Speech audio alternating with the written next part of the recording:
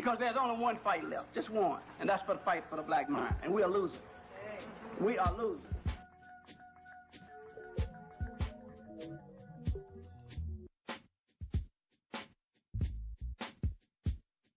Sense, observing the stolen African presence here in America, what is the greatest psychological challenge that we are facing right now? Getting our mind back.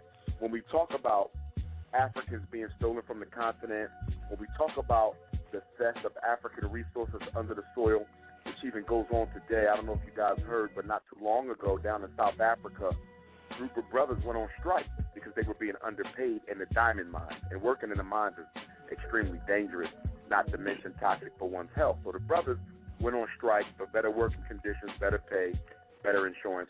And what happened was there was a little bit of a tussle that ensued, I believe, and the South African police basically shot all the brothers. I think most of them were killed. That's how they dealt with their going on strike. The worst thing that was stolen from us was our mind. It was our mind. More than the people, more than the resources, they took our consciousness. They took our worldview away from us. They took our level of respect. At the end of the day, slavery was dehumanization. It was a dehumanization process. The enslavement of African people, unlike any other slavery, codified us as being inhuman. We're the only slaves in world history, people who were enslaved, in world history, who were considered not to be people.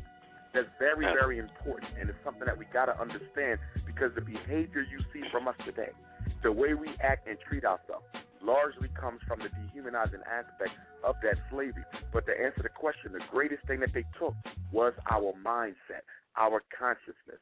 The post-traumatic slavery disorder is alive and well. The psychological residuals of oppression and dehumanization is alive and well. And the one thing that I want to be careful about, and I want to make sure everyone is very clear when I say this, you cannot replace conditioning with information. I want to be very clear about that, because I'm seeing a lot of African people deal with the post-traumatic slavery disorder by studying their history. You're studying your history because you need to remember that. That's part of finding out who you are.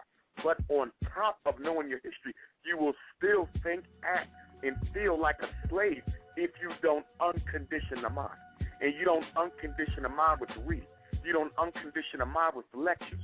Okay, you can raise the consciousness with that. But to uncondition, you must recondition, which basically means if we want to change the way that African people are thinking, we're going to have to put them through an entire psychological rehabilitation process. That's going to be difficult to do because we don't have any institutions, nor do we control any. So the best way to begin that process of altering that Negro psyche is to build schools, because children naturally listen to the adults.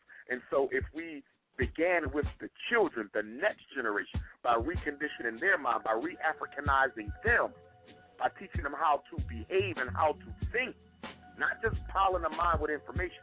See, when you study history, you're piling the mind with information. That's important, but all it is knowledge. But the understanding can't come from that. The understanding has to come from changing the way that the person thinks. Only giving them more information to think about is never enough. We have to re-engineer the mind itself. Because there's only one fight left, just one, and that's for the fight for the black mind, and we are losing. We are losing.